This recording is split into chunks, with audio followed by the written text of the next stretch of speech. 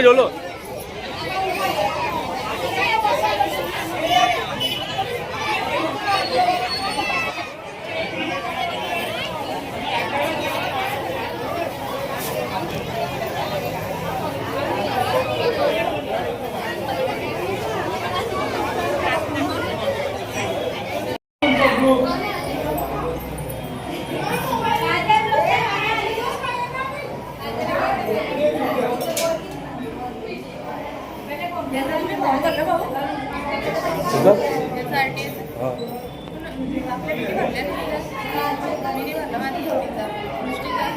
भरले का मग ॲडमिशन हे दर्शन घेत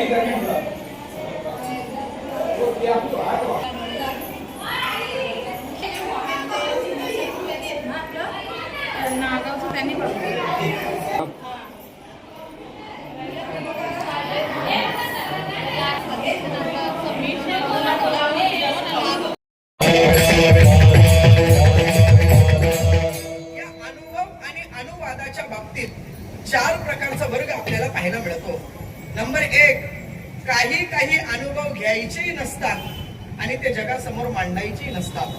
नंबर 2, काही काही अनुभव घेतले, काही काही अनुभव जीवनामध्ये आले तरी ते जगाला सांगायचे नसतात. नंबर 3, काही काही अनुभव नसले आपल्याला तरी सुद्धा ते जगासमोर मांडावे लागतात, जगाला सांगावं लागतं.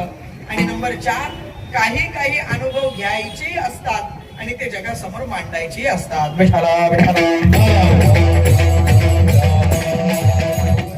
1, काही काही अनुभव हे घ्यायचे नसतात आणि ते जगासमोर मांडायचे नसतात. कोणते अनुभव? विष पिण्याचा अनुभव. विष पिण्याचा अनुभव अनुभव घ्यायचाही नसतो आणि यदा कदाचित हा अनुभव विष पिण्याचा घेतलाच तर तो जगाला सांगायला उरेलच असं काही सांगता येत नाही. म्हणजे विष पिण्याचा अनुभव घ्यायचाही नाही आणि तो जगासमोर मांडता येत नाही. नंबर 2, काही काही अनुभव घेतले, काही काही अनुभव आपल्या जीवनामध्ये आले तरी सुद्धा ते जगासमोर मांडायचे नसतात. कोणता अनुभव? खरं सांगा बरं, बायकोने मारण्याचा अनुभव. हा अनुभव जगामध्ये घ्यायचाही नसतो आणि यदा कदाचित हा अनुभव घेतलाच, हा अनुभव आलाच तर जगाला सांगता येतो का? हो, सांगता येत नाही. नंबर 3, काही काही अनुभव नसले तरी ते जगासमोर मांडायचे असतात. कोणते? मेडिकल वाले, डॉक्टर लोक. प्रत्येक गोळीचा अनुभव नसतो, प्रत्येक सिरप पिलेला नसतो, प्रत्येक इंजेक्शन त्यांनी घेतलेलं नसतं, त्याचं फक्त त्यांना ज्ञान असतं, त्याचा त्यांना अनुभव नसतो. पण अनुभव जरी नसला तरी तो जगाला सांगावा लागतो पेशंट लोकांना. आणि चौथा वर्ग असा आहे, तो अनुभव घ्यायचाही असतो आणि तो जगासमोर मांडायचाही देखील असतो. तो अनुभव कोणता असेल? परमार्थाविषयी आलेला अनुभव, श्री गुरूंच्या विषयी आलेला अनुभव, भगवंताविषयी आलेला अनुभव, संतांच्या विषयी आलेला अनुभव. हा अनुभव जीवनामध्ये घ्यायचाही असतो आणि तो जगासमोर मांडायचाही असतो. म्हणून जगद्गुरु तुकोबांनी आपल्या जीवनामध्ये रामप्रभूंची सेवा केली आणि रामप्रभूंची सेवा करत असताना रामप्रभूंच्या विषयी आलेला अनुभव स्वतःही घेतला आणि तो जगासमोर मांडला देखील. अभंगाच्या शेवटच्या चरणात तुका मानेचा कोण सांगे,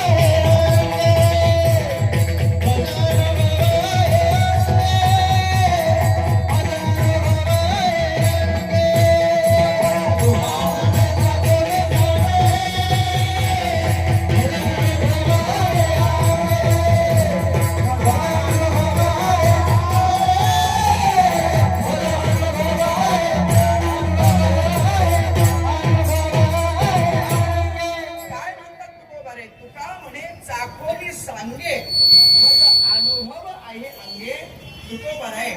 परमार्थाविषयी आलेला अनुभव, भगवंताविषयी आलेला अनुभव, रामप्रभूंच्या नामाच्या विषयी आलेला अनुभव, प्रभू रामचंद्रांच्या सेवेचा आलेला अनुभव, तो अनुभव स्वतः देखील घेतात. म्हणून तुकोबर म्हणतात तुका म्हणे चाकोनी सांगे.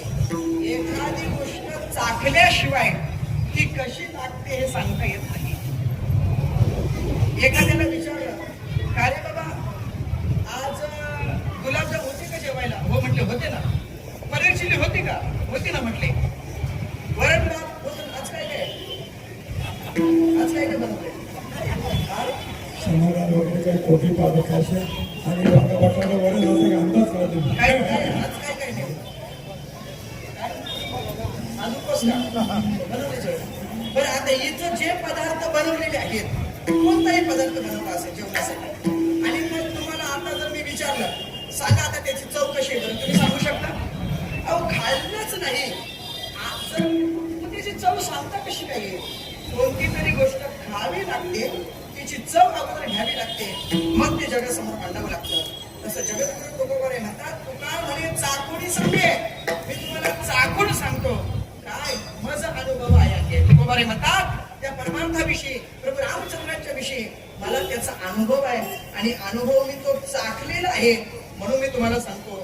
तुकोबर बऱ्याच ठिकाणी म्हणतात माघ्या माझा अनुभव आणि भक्ती भाव भाग्याचा सेवितो हा रस वाटितो आणि का घ्याले बघू नका रागवली अनुभवे आले अंगना ते या जगाने. अनुभव आल्याशिवाय कोणाला जगामध्ये आपण सांगू नये आणि उगाच आपण सांगायचं हे असं आहे आणि ते तसं आहे, हे असं आहे. आणि अनुभव तू घेतला का? अगोदर तो अनुभवाला फार विशेष प्राधान्य आहे. म्हणून तुकोबारे उगाच कोणत्याही गोष्टी सांगत नाही. तुकोबारे म्हणतात अगोदर आम्ही त्या गोष्टीचा अनुभव घेतला आणि अनुभव घेतल्यामुळे आम्ही त्या गोष्टी जगाला सांगतो आहोत. म्हणून तुकोबारे म्हणतात तुका म्हणे चाकोनी सांगे मज अनुभव आहे अंगे. कशाचा तुकोबारे तुम्हाला अनुभव आला? तुकोबारे म्हणतात आम्हाला जो अनुभव आला तो अनुभव प्रभू रामचंद्रांच्या विषयी आला. काय प्रभू रामचंद्रांच्या विषयी तुम्हाला अनुभव आला?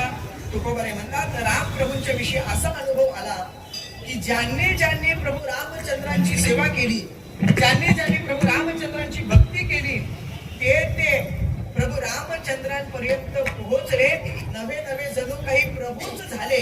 अशा अनेक गोष्टींची अनुभूती आम्हाला आलेली आहे. तुकोबाऱ्यांना विचारलं सांगा तुकोबारे असा तुमच्याकडे कोणता प्रभ आहे, असा कोणता तुमच्याकडे दाखला आहे की त्या दाखल्याने तुम्ही सांगू शकता की राम म्हणता रामची होईजे आणि पदी बैसुरी पदवी घेईजे. असं कोणतं बरं तुमच्याकडे अनुभव जरा सांगू शकता का?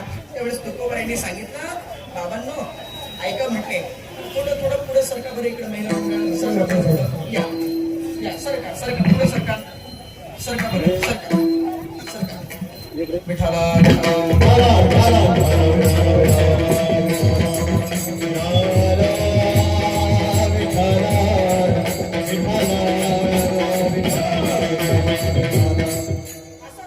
तुमच्याकडे अनुभव सांगा जरा. त्यावेळेस तुकोबारे म्हणतात रामायणातील प्रसंग आहे. कोणता रामायणातील प्रसंग आहे? तुकोबारे म्हणतात सीता शोध झाला. आता सीतामाई लंकेमध्ये आहे हे समजलं आणि लंकेमध्ये आहे समजल्यानंतर सीतामाईला लंकेतून पुन्हा इकडे आणायचंय. पण आता आणायचं कसं सीतामाईला? मग काय करायचं? म्हणून वानर सेनाने अनेक प्रयत्न केले, हनुमंतरायांनी बरेच प्रयत्न केले, पण प्रयत्नाने समजत नाही नेमकं सीतामाईला इकडे कसं काय आणायचं. त्यावेळेस हनुमंतरायांनी वानर सेनेने असा विचार केला की आपण आता समुद्रामध्ये सेतू बांधू, पूल बांधू म्हटले आणि मग सेतू बांधायला सुरुवात केली. वानर सेना मोठे दगड आणायचे, मोठे पर्वत आणायचे, समुद्रामध्ये फेकून द्यायचे. आता समुद्रामध्ये ते पर्वत दगड फेकले की ते बुडायचे. आता करायचं काय? हे तर तरले पाहिजेत, तरल्याशिवाय सेतू कसा काय बांधता येईल? मग आता करायचं काय? म्हणून वानर सेना काय करायची? प्रभू रामचंद्रांचं नाव त्या दगडावर लिहायचे. आता याच्यामध्ये सुद्धा वाद आहे का? काय वाद आहे? काही संशोधकांचा असा वाद आहे की एका दगडावर राम नाव लिहिलं आणि काहींचं म्हणणं असं आहे 2 दगडावर राम नाव लिहिलं. म्हणजे एकावर रा लिहिलं आणि एकावर म लिहिलं, मग ते 2 दगड समुद्रामध्ये फेकले आणि तरले.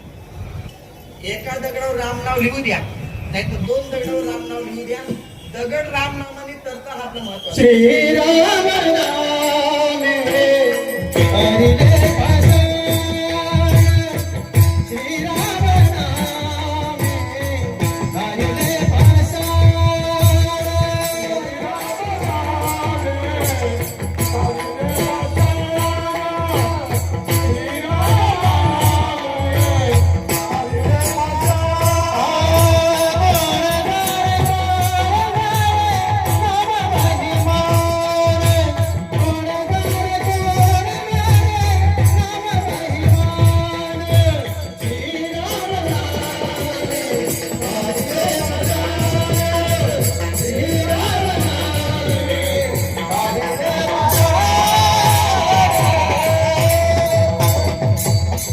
काय म्हणतात महाराज? श्रीराम नामे तारिले पाषाण, कोण जाणे कोण जाणे नाम महिमान, नामाचा महिमा कोण जाणे, पण श्रीराम नामे तारिले पाषाण. प्रभू रामचंद्रांच्या नावाने दगड तळतात हा आपला महत्वाचा मुद्दा.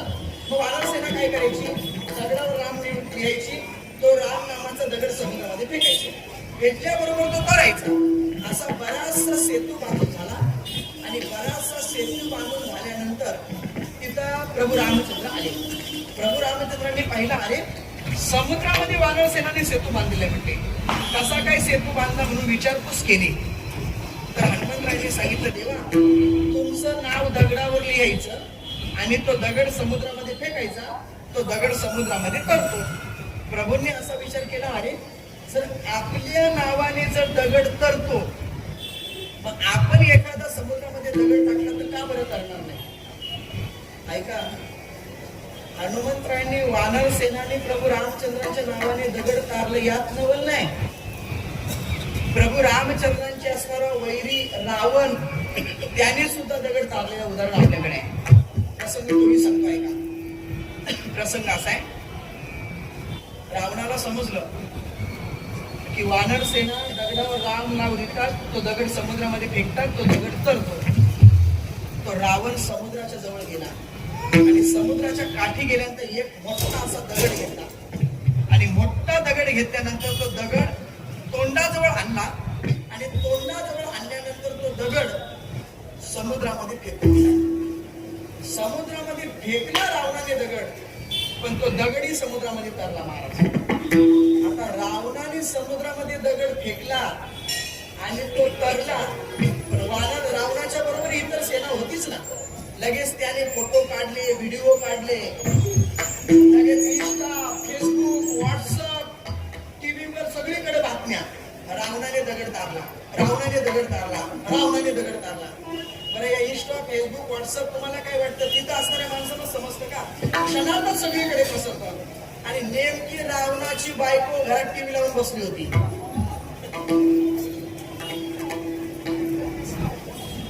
ती म्हटली, कशाला लोक जातील ना कीर्तनाला, आपण कशाला गेलो पाहिजे? मी रावणाच्या बायकोचं सांगतोय, लक्षात घ्या. तिने टीव्ही लावला होता घरात आणि खाली लगेच बातमी, रावणाने दगड तारला. सगळीकडे बातमी, सगळीकडे बातमी. मंदोदरी रावणाची बायको की टीव्ही पाहता पाहता म्हणाली, आपलं हे यांची टीव्हीवर बातमी, आणि बातमी काय? रावणाने दगड तारला. आता काय राहतं सांगू का तुम्हाला? बाहेर जरी तो किती पण चांगला असला तरी त्याच्या बायकोला माहित असतं आपला कसा आहे म्हणून. येईल लवकरच.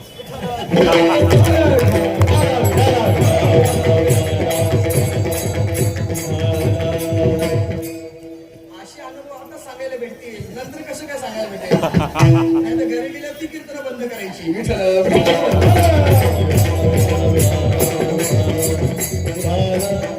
तिने विचार केला, हे शक्यच नाही म्हटले, आपल्या यांच्या हातून दगड तरणारच नाही. पण बातमी तर खोटी नाकारता येत नाही. म्हणून रावण घरी आले. घरी आल्याबरोबर मंदोदरीने काय केलं? हातामध्ये पाणी दिलं, पाणी पिलं. कारण मी तुमची बातमी ऐकली. म्हणजे काय? तुम्ही दगड तारला? हो म्हटले, तारला ना दगड. बरं, परत गेली, चहा बनवून आणला. घ्या चहा. चहा पिता पिता, का हो मी तर तुमची बातमी ऐकली, तुम्ही दगड तारला. हो दगड तारला. कुठे आहे का म्हणले? बातमीला काय कुठे येईल का म्हणले? बरं बरं. लगेच नाश्ता बनवला, नाश्ता दिला. नाश्ता खाता का? हो बातमी तर ऐकली मी, टीव्हीला वाचली, सगळीकडे सगळे जयजयकार तुमचा होतोय की तुमच्या हाताने दगड धरला. हो म्हटले कुठे आहे का ते? बरं आहे. जेवायला दिलं. असं भरपूर वेळा विचारलं आणि शेवटी मंदोदरीने विचारलं, अहो जरी तुमच्या हाताने दगड धरलेला असला, सगळीकडे जरी बातमी असली, सगळीकडे जरी तुमचा जय जयकार असला, तरी मला शंका आहे की तुम्ही टाकलेला दगड तसा धरू शकत नाही म्हटले. आणि म्हणजे वेडी आहेस का तू? अख्खं जग मला मानते, अख्खं जगाने माझं स्टेटसला फोटो ठेवले आणि तू मानत नाही. ती म्हणजे काही असलं तरी मला वाटते तुम्ही दगड टाकला नाही. आणि खरं दगड धरला नाही. म्हणजे खरं सांगा, तुम्हाला शपथ आहे म्हटले माझी, जर मला खरं सांगितलं नाही तर बघा रावणाने सांगितलं आणि खरंच नाही नाही नाही नाही काहीतरी गडबड आहे म्हणते. खरं सांगा काय? रावणाने सांगितलं मंदोदरी तुलाच सांगतो पण तू कोणाला सांगू नको. काय सांगितलं? तुलाच सांगतो पण तू कोणाला काही सांगू नको. म्हणजे कोणाला सांगणार नाही. वचन घेतलं. रावणाने सांगितलं मंदोदरी खरं सांगू का? मी 4 ग्लास दगड टाकली, 4 ग्लास दगड टाकल्यानंतर माझ्या हाताने दगड तरली, बुडालीच. पण खरं सांगू, माझ्या हाताने दगड करावा असं मला वाटत होतं, पण मी टाकलेली सगळीच दगड समुद्रामध्ये बुडायला लागली. पण माझ्या दगड तरला पाहिजे असं मला वाटत होतं, म्हणून मी एक दगड मोठा घेतला, स्वतःच्या तोंडाच्या जवळ आणला आणि त्या दगडाला सांगितलं, बघ आता जर तू तरला नाही तर तुला रामाची शपथ आहे. आणि मग तो दगड समुद्रामध्ये टाकला. रामाची शपथ त्या दगडाला दिली म्हणून तो दगड तरला.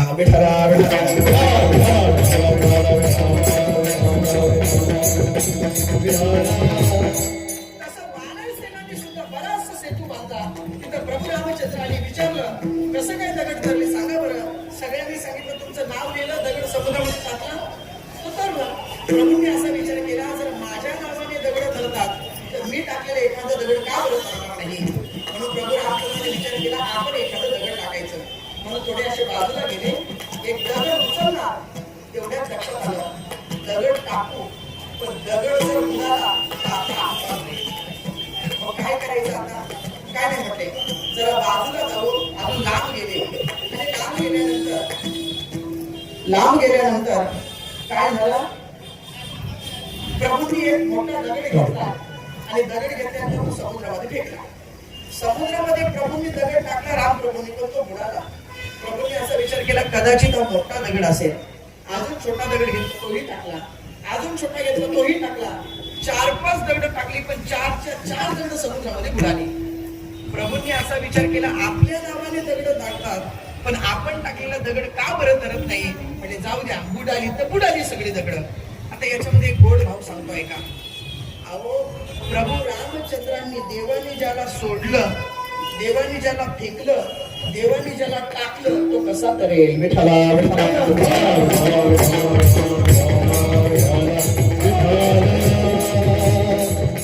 असू द्या, दगड बुडाली तर बुडू द्या, पण दगड टाकताना आपल्याला कोणी पाहिलं तर नाही ना. म्हटले काय असतं माणसाचं, तो गाडीवरून पडला की तो अगोदर हे बघत नाही आपल्या किती लागलं, पण तो अगोदर हे पाहतो आपल्याला कोणी पाहिलं तर नाही ना. तसं प्रभू रामचंद्रांना म्हटलं दगड बुडाली तर बुडू द्या, पण आपल्याला कोणी पाहिलं तर नाही ना. म्हणून मागे वळून पाहिलं तर मागे हनुमंतराय हात जोडून उभे होते. हनुमंतराय हात जोडून उभे असताना प्रभू रामचंद्राने विचारलं, का रे हनुमंता कधी आला इथं? हनुमंतराय म्हणाले, देवा पहिल्याच दगडाला. पहिल्याच दगडाला आलो म्हटल्याबरोबर प्रभू रामचंद्र आईस्क्रीम सारखे गारच झाले. पण तरी सुद्धा प्रभू रामचंद्राने विचारलं, का रे हनुमंता माझं नाव तुम्ही दगडावर टाकता, तो दगड समुद्रामध्ये फेकता, तो दगड तरतो, मग मी टाकलेला दगड का बरं समुद्रामध्ये तरत नाही.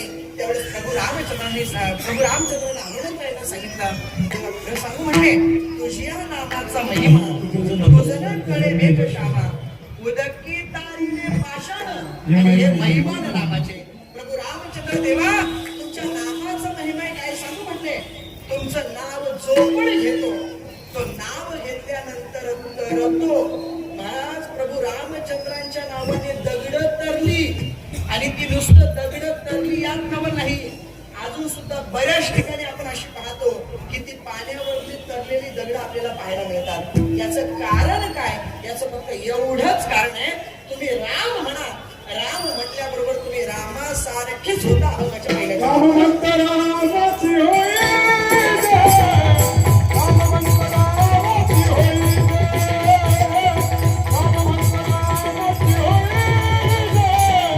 राम म्हणत रामाची होय गे. राम म्हणत रामाची होय गे. राम म्हणत रामाची होय गे. राम म्हणत रामाची होय गे. राम म्हणत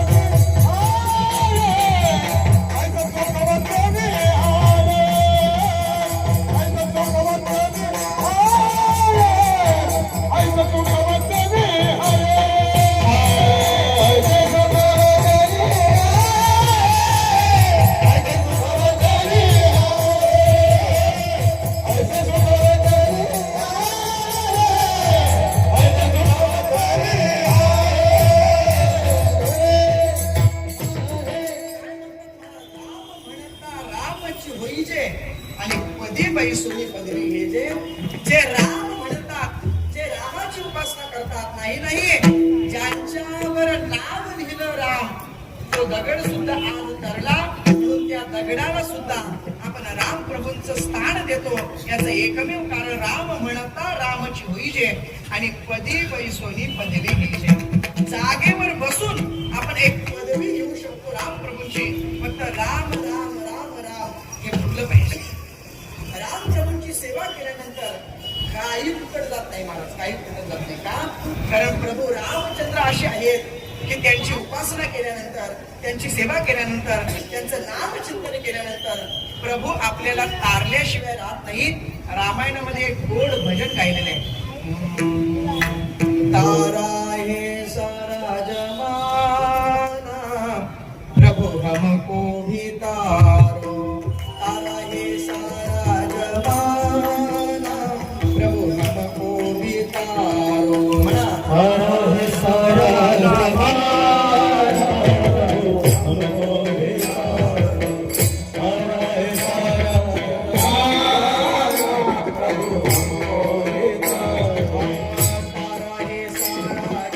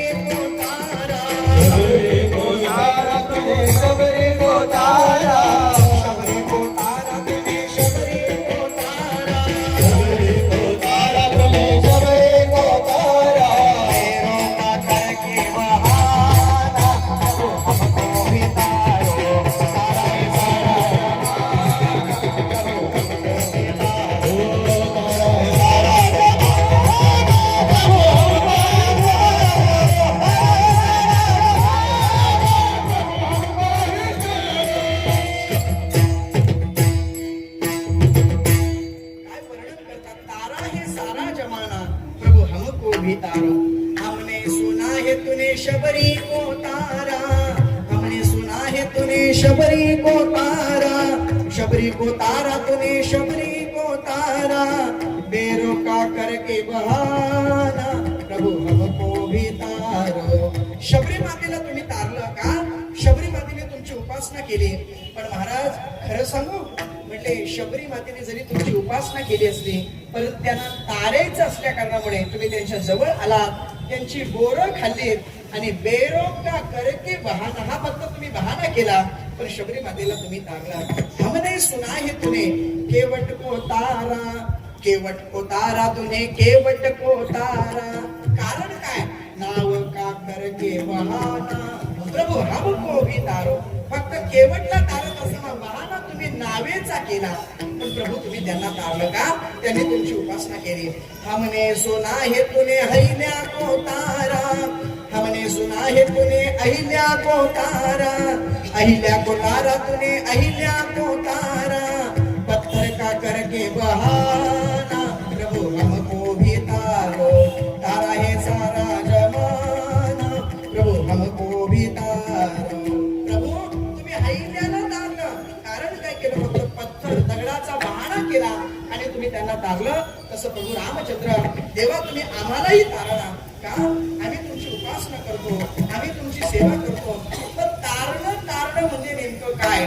तर तारण शब्दाचा अर्थ होतो आमच्या जीवनामध्ये आम्हाला तुम्ही सुख प्रदान करा, आमच्या जीवनामध्ये तुम्ही आम्हाला सुख द्या, याला तारण म्हणतात। पण ऐका, प्रभू रामचंद्र उगीच कोणाला तारत नाहीत। प्रभू रामचंद्रांची अगोदर उपासना करावी लागते, सेवा करावी लागते, भक्ती करावी लागते। ज्या हनुमंतरायांचा उद्या उत्सव आहे त्या हनुमंतरायांच्या जर जीवनाचा विचार करू गेलो तर हनुमंतरायांनी कितीतरी महाराज भक्ती प्रभू रामचंद्रांची केली, किती भक्ती केली प्रभू रामचंद्रांची सांगतो ऐका। त्याच्या अगोदर भजन घेऊ। विठोबा रखुमाई विठोबा रखुमाई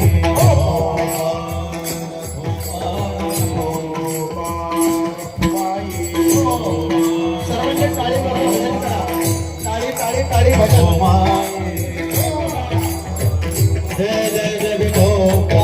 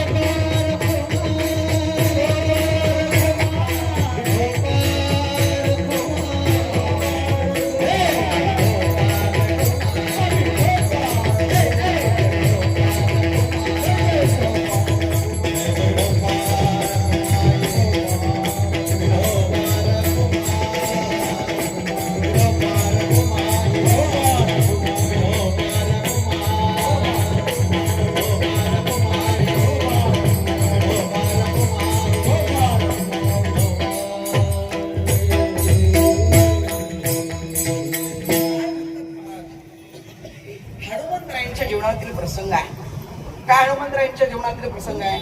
हनुमंतरायांनी प्रभू रामचंद्रांची किती सेवा केली ऐका। भागवतामध्ये एकूण 9 प्रकारच्या भक्त्या सांगितलेल्या आहेत। श्रवणम, कीर्तनम, विष्णू स्मरणम, पाद सेवनम, अर्चनम, वंदनम, दास्यम, सख्यम, आत्मनिवेदनम, या 9 प्रकारच्या भागवतामध्ये भक्त्या सांगितलेल्या आहेत। या 9च्या 9 प्रकारच्या भक्त्या अवघडच आहेत महाराज, कठीणच आहेत। पण त्या सगळ्यात अवघड भक्ती कोणती असेल तर त्या सगळ्यात अवघड भक्ती आहे दास्य नावाची भक्ती। दास्य शब्दाचा अर्थ होतो दास, सेवक, नोकर, त्याने मालकाची सेवा करणं दास्य भक्ती। हनुमंतरायांनी सगळ्यात अवघड असणारी भक्ती दास्य नावाची भक्ती, ही दास्य नावाची भक्ती हनुमंतरायांनी केली। प्रसंग असा आहे, कोणतेही काम करायचं म्हटल्यानंतर प्रभू रामचंद्रांना ते काम हनुमंतरायांना सांगायचे, हनुमंतरायांनाच काम सांगायचे, इतर कोणत्याच वानरांना काम सांगत नव्हते। वानर सेनाने असा विचार केला, अरे कोणतेही काम पडलं की हनुमंतरायांनाच प्रभू रामचंद्र सांगतात, आम्हाला एकही काम सांगत नाही म्हटले, कोणतं तरी काम आम्हाला प्रभू रामचंद्रांनी सांगितलं पाहिजे ना। पण कोणतंच काम सांगत नव्हते, सगळे काम हनुमंतरायांना सांगायचे। वानर सेनेने असा विचार केला आपणही प्रभूंची कोणती तरी कामं केली पाहिजेत.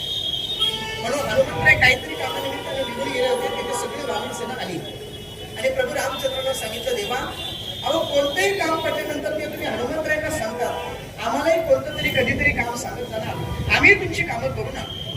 हनुमंतराय बाहेर गेले होते. प्रभू रामचंद्रांनी वानर सेनेने सांगितलं, बघा एक हनुमंतराय सगळे कामं यथासांग पूर्ण करतो, त्यामुळे तुम्हाला सांगायचं काही कारण उरत नाही. पण नाही ना, म्हणजे आम्हाला तुमची सेवा करायची, कोणतं तरी काम तुम्ही आम्हाला सांगत जा. प्रभू रामचंद्रांनी सांगितलं, बघा तुम्हाला नेमकं कोणतं काम येते मला माहित नाही. तुम्हाला गाता येतंय का तुम्हाला वाजवता येते आम्हाला काही माहित नाही. तुम्हाला जे काम येतं ती कामं तुमची तुम्ही वाटून घ्या. सगळ्या वानर सेनांनी एक एक एक एक एक एक एक एक काम वाटून घेतलं आणि काम वाटून घेतल्यानंतर आपापली कामं करायला निघून गेले. थोड्या वेळाने तिथे हनुमंतराय आले. हनुमंतराय थोडा वेळ बसले. त्यांना वाटलं आता प्रभू मला कोणतं तरी काम सांगतील. पण प्रभू रामचंद्रांनी एकही काम हनुमंतरायांना सांगितलं नाही. 1 तास झाला, 2 तास झाले, 3 तास झाले, 1 दिवस झाला, 2 दिवस झाले, 3 दिवस, 4 दिवस झाले, पण हनुमंतरायांना प्रभू रामचंद्रांनी एकही काम सांगितलं नाही. हनुमंतरायांनी विचार केला, प्रभू आपल्याला एकही काम सांगत नाही, आपल्यावर रागवलेत की काय, आपण जरा विचारावं. म्हणून हनुमंतराय प्रभू रामचंद्रांच्या जवळ गेले. प्रभूंना हात जोडले आणि सांगितलं, प्रभू अहो दररोज मला तुम्ही कोणतं ना कोणतं काम सांगताय, पण आज 4 दिवस झाले तुम्ही मला एकही काम सांगितलं नाही, म्हणजे काही कारण आहे का? प्रभू रामचंद्र म्हणाले, अरे हनुमंत, सगळ्या वानरांनी एक एक एक एक काम वाटून घेतलेलं आहे, आता तुला कोणतंच काम शिल्लक राहिलं नाही, तर काम तरी काय सांगू? म्हणजे प्रभू बघा ना, एक तरी कोणतं तरी काम शिल्लक असेल तेवढं मला सांगा. हनुमंतरायांना प्रभू रामचंद्रांनी सांगितलं, अरे बाबा एकही काम शिल्लक राहिलं नाही, म्हणजे नक्की हो, म्हणजे नक्की. हनुमंतराय म्हणजे, देवा सगळ्यांनी जरी सगळी कामं वाटून घेतलेली असली तरी एक काम कोणीच वाटून घेतलं नसेल, कोणतीच नसेल. प्रभू म्हणले, अरे असं कोणतं, सगळीच कामं वाटून घेतली म्हणजे कोणती कामच राहिलं नाही म्हणजे शिल्लक. हनुमंतराय प्रभू रामचंद्राला विचारतात, देवा खरं सांगा, सगळ्यांनी जरी सगळी कामं वाटून घेतलेली असली तरी देवा खरं सांगा, तुम्हाला जांभई आल्यानंतर चुटकी वाजवायचं काम नेमकं कोणत्या वाजवाने घेतलं सांगा. काय सांगितलं? सगळ्यांनी जरी सगळी कामं वाटून घेतलेली असली तरी तुम्हाला चुटकी वाजवल्या.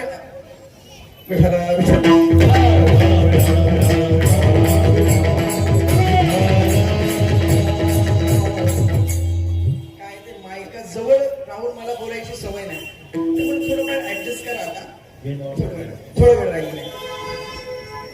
हनुमंतरायाने सांगितलं, देवा सगळ्यांनी जरी सगळे कामं वाटून घेतलेली असतील तरी देवा खरं सांगा, तुम्हाला जांभई आल्यानंतर चुटकी वाजवायचं काम नेमकं कोणत्या वाहनाने घेतलंय तेवढं सांगा.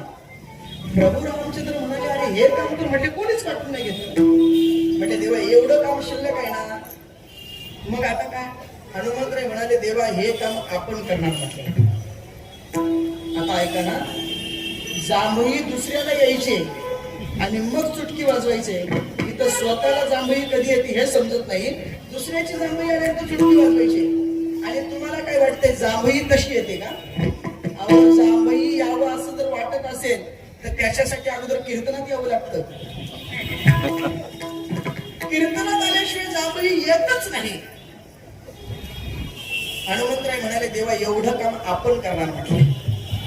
आणि हनुमंतरायांनी प्रभू रामचंद्रांना जेव्हा जेव्हा जांभई यायची त्या वेळेस चुटकी वाजवायचं काम केलं. दुसऱ्याला जांभई यावं आणि चुटकी वाजवायचं किती दक्ष राहावं लागत असेल, किती प्रभूंजवळ राहावं लागत असेल, किती प्रभूंवर लक्ष ठेवावं लागत असेल. आणि अशी असताना दास्य नावाची भक्ती प्रभू रामचंद्रांची हनुमंतरायांनी केली असल्या कारणामुळे संत मंडळी त्याचं वर्णन करतात. दास्यत्वाने कट हनुमंते पैके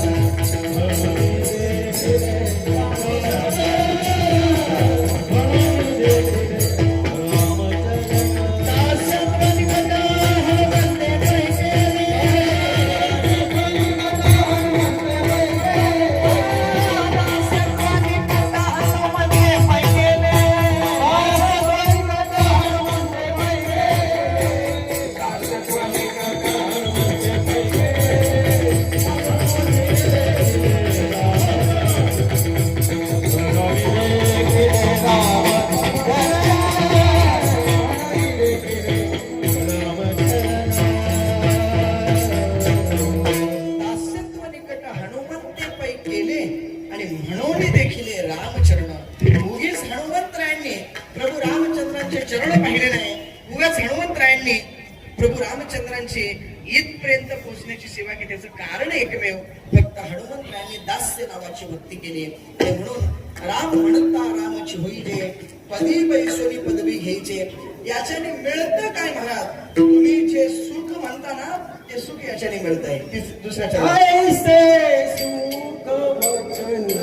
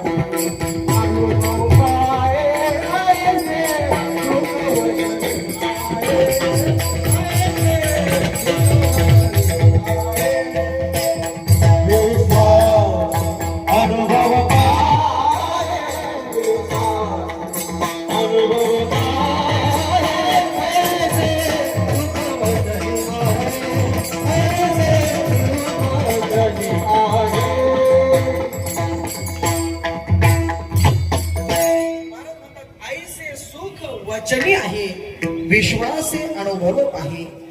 वचनामध्ये सुख आहे, विश्वासे अनुभव आहे.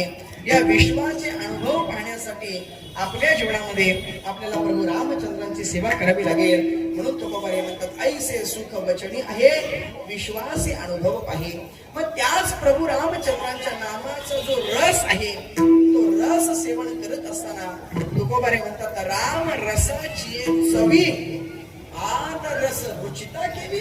अहो एक प्रभू रामचंद्रांची सेवा करायला लागलो, प्रभू रामचंद्रांचं भजन गायला लागलो की हे रस एकदा का आपण घेतलं की दुसरं रस घेण्याची आपल्याला इच्छाच होत नाही. एवढं राम रसाची चवी, राम रसाची चवी आन रस रुचिता केली. हनुमंतरायांच्या जीवनातीलच प्रसंग आहे. आता हनुमंतरायांचा उत्सव म्हणजे त्यांचं सांगितलं पाहिजे. काय झालं? सीतामाई लंकेतून आणली गेली आणि प्रभू रामचंद्रांनी विचार केला आता सगळ्यांचे सत्कार करायचे म्हणजे आता सत्कार करायचे म्हणून यादी तयार करायला घेतली प्रभू रामचंद्रांनी. सगळ्यांची नावं यादीमध्ये लिहिली पण हनुमंतरायांचं नाव कुठंच लिहिलं नाही. सीतामाईनी आदल्या दिवशी ती यादी वाचली की हनुमंतरायांचं नाव कुठंच दिसत नाही, वरती नाही, खाली नाही, कुठंतरी मध्ये तरी कुठंच नाव नाही. दुसरा दिवस उजाडला, सत्कार समारंभही यथासांग पूर्ण झाला.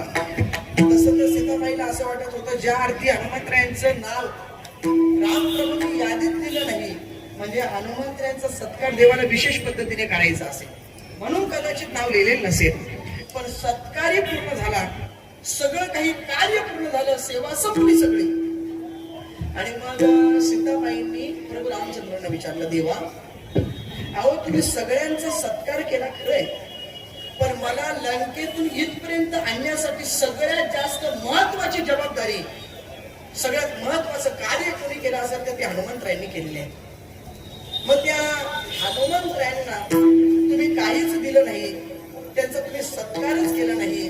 अहो नाही एखादी ट्रॉफी पण कमीत कमी शाल श्रीफळ तर द्यायला पाहिजे होतं की नाही? काहीतरी तुम्ही द्यायला पाहिजे होतं ना. तुम्ही हनुमंतराचं नाव देखील घेतलं नाही म्हटले, हे योग्य तुम्ही केलं नाही. रामप्रभू म्हणाले अगं सीते मलाही कळतंय की हनुमंतरांचा सत्कार केला पाहिजे पण हनुमंतरांचा सत्कार करण्यासाठी माझ्याजवळ एवढी मोठी वस्तूच नाही की मी हनुमंतरांचा सत्कार करू शकतो. सीतामाई म्हणाले अशा का? पण ठीक आहे म्हटले. सीतामाईने आपल्या गळ्यातील नवरत्नांचा हार काढला. नवरत्नांचा म्हणजे एक एक रत्न पृथ्वी मोलाचा आहे. तो नवरत्नांचा हार काढला आणि हनुमंतरायांचा जाऊन सीताबाईने सत्कार केला. त्यांच्या गळ्यात तो हार घातला. हार घातला. हनुमंतरांनी उडी मारली, जाऊन एका झाडावर बसले आणि झाडावर बसल्यानंतर ती गळ्यातील जी माळ होती ती माळ बाहेर काढली. माळ बाहेर काढल्यानंतर त्याच्यात एक एक मणी बाहेर काढायचा, दाताने फोडायचा आणि तो मणी जमिनीवर फेकून द्यायचा. मणी काढायचा, दाताने फोडायचा, जमिनीवर फेकून द्यायचा. मणी काढायचा, दाताने फोडायचा, फेकून द्यायचा. सीतामाईने लांबून पाहिलं, अरे आपण जो नवरत्नांचा हार हनुमंतरायांना दिलेला आहे, हनुमंतरायांनी तोच हार गळ्यातून काढलेला आहे. एक एक मणी बाहेर काढतायत, फोडतायत तोंडाने आणि फेकून देत आहेत. शेवटी म्हटले वानर ते वानरच म्हटले. यांना काय करणार म्हटले. सीतामाई अशा जवळ गेल्या आणि हनुमंतरायांनी सांगितलं, हनुमंतराया, तुम्हाला मी जो नवरत्नांचा हार दिलेला आहे त्या हाराची तुम्हाला काही किंमत आहे का म्हटले. पृथ्वी मोलाचा एक एक मणी आहे आणि पृथ्वी मोलाचा एक एक मणी असताना देखील तुम्ही एक एक मणी फोडताय आणि तो मणी फोडल्यानंतर तो तुम्ही मणी फेकून देताय. तुम्हाला एवढं कळत नाही, एवढं महागडं मणी आहे. हनुमंतरायांनी सीताबाईला काय उत्तर दिलं ऐका. हनुमंतराय म्हणाले, नवरत्नांचा जरी हा हार असला, एक एक मणी पृथ्वीच्या मोलाचा जरी असला, पण ज्या मण्यामध्ये माझा रामच नाही तो मणी माझ्या काय कामाचा. आणि असं असताना नवरत्नांचा हार एक एक मणी फोडतायत आणि तो फेकून देतायत. राम रसाची चवी आन रस रुचिता केवी. तसं आपल्या जीवनामध्ये सुद्धा प्रभू रामचंद्र प्रभू देव विराजमान आहेत, पण आपण प्रभू रामचंद्रांची जर सेवाच केली नाही तर महाराज म्हणतात, देवे दिला देह भजन कोमटा आणि तोया झाला फाटा मालिकेचा. जुने एक भजन होतं आमच्या या महिला मंडळ आमच्या म्हणायच्या. कोणतं भजन म्हणून हा देह नाही कामाचा बघा तुम्ही म्हणायच्या. कोणतं तो भजन आहे का, लक्षात आहे का, काय येते का, येते हा छंद नाही नामाचा देह नाही कामाचा. म्हणायचं का जर आपण, छंद नाही नामाचा हा देह काय कामाचा. छंद नाही नामाचा देह काय कामाचा. छंद नाही नामाचा देह काय कामाचा. जोरात जोरात जरा जेवायला देह काही कामाचा, देह काही कामाचा, देह काही कामाचा. देह काही कामाचा,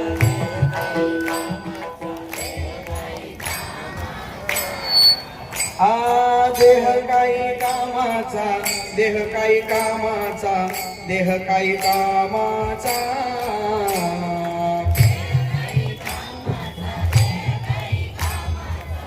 म्हणा माईक घ्या म्हणत राहा. चंद नाही हा चंद नाही हा चंद नाही नामाचा हा दे काही कामाचा. चंद नाही नामाचा हा दे काही कामाचा. पदपदी करतेले सारे शाले मधी गेले.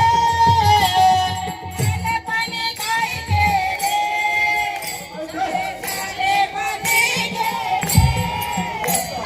छंद नाही छंद नाही छंद नाही नामाचा आज काही कामाचा. छंद नाही नामाचा आज काही कामाचा. छंद नाही नामाचा आज काही कामाचा. छंद नाही नामाचा आज काही कामाचा. म्हातारपणी काय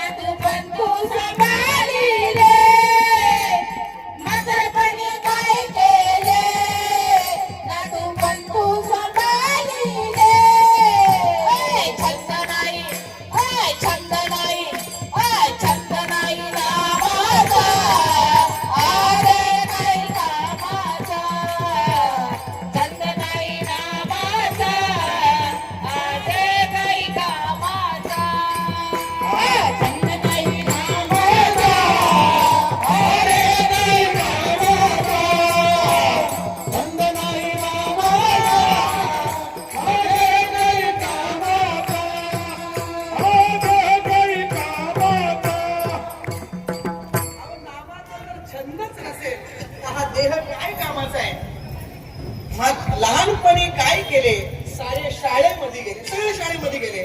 म्हातारपणी काय केलं बरं, नातू पण तू सांभाळले.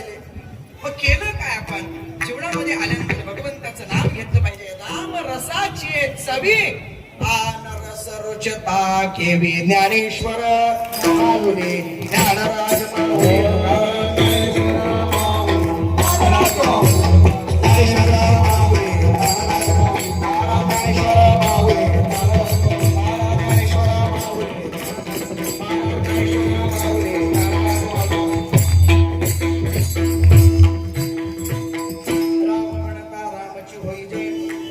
सोनी पदवी घेईजे ऐसे सुख वचनी आहे विश्वासे अनुभव पाये. यथामती यथावकाश. जशी ज्ञानोबऱ्यांनी बुद्धी दिली, तुकोबऱ्यांनी जशी बुद्धी दिली, तसे अभंगावर तोडकं मोडकं बोलण्याचा प्रयत्न केला. प्रत्येक जण आपापल्या बुद्धी कौशल्याने या अभंगावर वेगवेगळ्या प्रकारे चिंतन करू शकतं. मला जसं गुरुवाराने शिकवलं, जसं मला ज्ञानोबऱ्यांनी करता आलं, तसं मी करण्याचा प्रयत्न केला, तुमच्या समोर मांडण्याचा प्रयत्न केलेला आहे. आज हनुमंतरायांचा उत्सव, गाव देवी मातेचा उत्सव आणि त्या निमित्ताने संपन्न होणारा हा नाम यज्ञ सोहळा. या सोहळ्यामधील आजच्या दिवसाची ही कीर्तन वाक्पुष्प सेवा संपूर्ण उत्सव कमिटीच्या वतीने माझ्यासारखे एका सामान्य वारकरी विद्यार्थ्याकडे प्राप्त झालेली आहे. सर्वांच्या चरणी विनम्र अभिवादन करतो आणि जाता जाता एक तुम्हाला आमंत्रण देतो.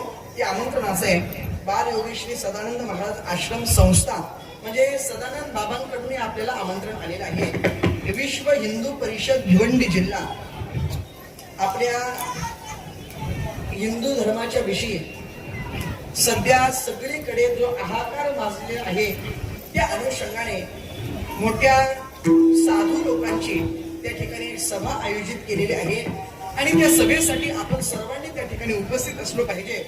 म्हणून सद्गुरू श्री सदानंद बाबा यांच्याकडून आपल्याला आमंत्रण आहे. सोमवार दिनांक 6 एप्रिल 2026 वेळ दुपारी 3:30 वाजता आणि स्थळ आहे बालयोगी श्री सदानंद महाराज आश्रम संस्थान म्हणजे सद्गुरु धाम आपल्या गणेशपुरी या ठिकाणी तो कार्यक्रम आयोजित केलेला आहे. आणि त्या कार्यक्रमासाठी आपण सर्वांनी एकत्रित आलो पाहिजे, उपस्थित राहिलो पाहिजे. हे सर्वांच्या चरणी विनम्र अभिमान. प्रत्येकाने आपापल्या परीने त्या ठिकाणी गेलं पाहिजे. येता येता अकलोलीला स्नान करून या, वतेश्वरीला दर्शन करून या आणि मग तो उत्सवही आपल्याला पाहता येईल. ज्यांना ज्यांना शक्य आहे त्यांनीच गेलं पाहिजे असं नाही, सगळ्यांनीच आलं पाहिजे. ही सर्वांना नम्रतेची विनंती. हे आमंत्रण तुमच्या समोर ठेवतो. आणि आज कीर्तनासाठी ज्यांनी मृदुंगाची साथ केली ते आमचे भूषण भाऊ, त्याचप्रमाणे हरी पाटील ज्यांनी मृदुंगाची साथ केली ते आमचे गणेश भाऊ, त्यांचे शब्दपुष्पाने आभार व्यक्त करतो. उत्तम अशी गायनाची साथ करणारे संपूर्ण आमने लोणाड परिसर, देवरुपाडा, त्याचप्रमाणे विण्याची साथ करणारे आमचे बाळाराम बाबा असतील, उत्तम अशी गायनाची साथ करणारे आमचे मधुकर दादा असतील, आमचे जीवन महाराज असतील, उपस्थित असणारे सर्व श्रोतृ वर्ग, त्याच्यामध्ये विशेष रूपाने आमचे गोपीनाथ मामा या ठिकाणी उपस्थित आहेत, आमचे इताड्याचे महाराज या ठिकाणी उपस्थित आहेत, बाकी सगळे ग्रामस्थ, सर्व ग्रामस्थांचे शब्दपुष्पाने आभार व्यक्त करतो. आणि जाता जाता भगवंताकडे एकच प्रार्थना, सर्व सुखिनः सन्तु सर्वे सन्तु निरामयाः सर्व भद्राणि पश्यन्तु मा कश्चित् दुःखं प्राप्नुयात्. कोणाच्या वाटेला दुःख नाही येऊ, प्रत्येक जण निरोगी राहो, प्रत्येकाच्या डोळ्याला सुख शांती समाधान कायम मिळो हीच भगवंताकडे प्रार्थना करतो. माई सिस्टीम अतिशय गोड, तुमचे शब्दपुष्पाने आभार व्यक्त करतो. दोन्ही लाईनवाले आमचे चौदरपाड्याचे आणि आमचे देवरूंचे दोघांचे शब्दपुष्पाने आभार व्यक्त करतो. आणि याच ठिकाणी कीर्तन वाक्पुष्प सेवेला पूर्ण विराम देत असताना भगवंताकडे जाता जाता एवढीच प्रार्थना, सर्वत्र सुखिनः सन्तु सर्वे सन्तु निरामयाः सर्वे भद्राणि पश्यन्तु मा कश्चित् दुःखं प्राप्नुयात्. त्याचप्रमाणे आता जीवन महाराजांनी यांचं सांगितलं की एक आमंत्रण द्या. कोणतं आमंत्रण? येत्या 9 एप्रिल पासून ते 16 एप्रिल पर्यंत श्रीमद भागवत कथेचं आयोजन घोटसई या ठिकाणी केलेलं आहे. 9 एप्रिल ते 16 एप्रिल श्रीमद भागवत कथा आहे आणि श्रीमद भागवत कथेचे प्रवक्ते हरिभक्तपरायण जितेंद्र महाराज पाटील म्हणजे मीच आहे. आपण सर्वांनी कथेला आलो पाहिजे आणि सर्वांनी आशीर्वाद देण्यासाठी त्या ठिकाणी यावं ही सर्वांच्या चरणी प्रार्थना करतो. आमचे भरत मामा या ठिकाणी उपस्थित आहेत, आमचे मंगल मामा या ठिकाणी उपस्थित आहेत. सर्वांच्या चरणी विनम्र अभिवादन करतो आणि कीर्तन वाक्पुष्प सेवेला याच ठिकाणी पूर्ण विराम. तुकाराम तुकाराम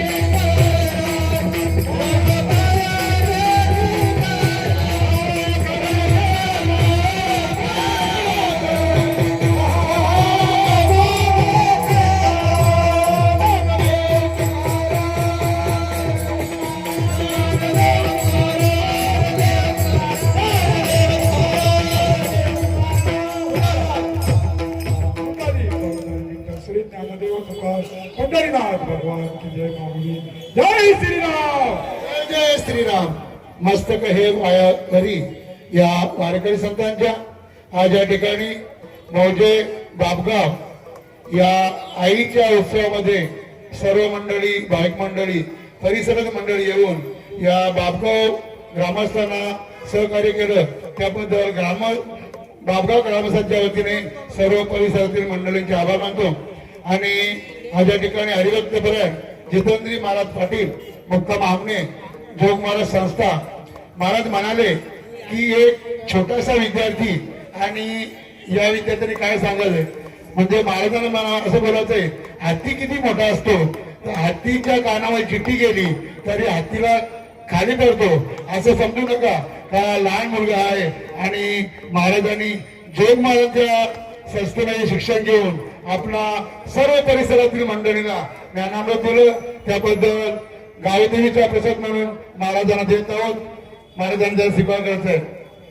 तसेच कृपया सर्वांना विनंती आहे याच ठिकाणी भोजनासाठी बसायचे याची सर्वांनी नोंद घ्यायची. त्याचप्रमाणे या ठिकाणी भूषण महाराज आणि मधुकर बाबांचे चिरंजीव यांनी प्रबोधाची साथ केली आणि जीवन महाराज, मधुकर दलवी महाराज यांनी गाण्याची साथ केली. त्यांचेही बापगाव ग्रामस्थांच्या वतीने आभार मानतो. धन्यवाद. कृपया भोजन केल्याशिवाय कोणी जाऊ नका.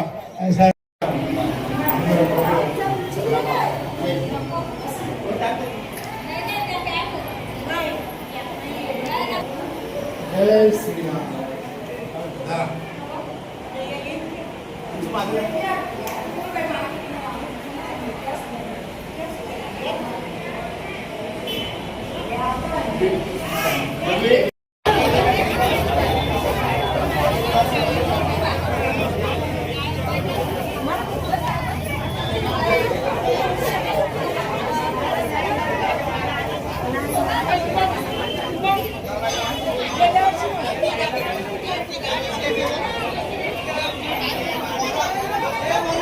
जास्त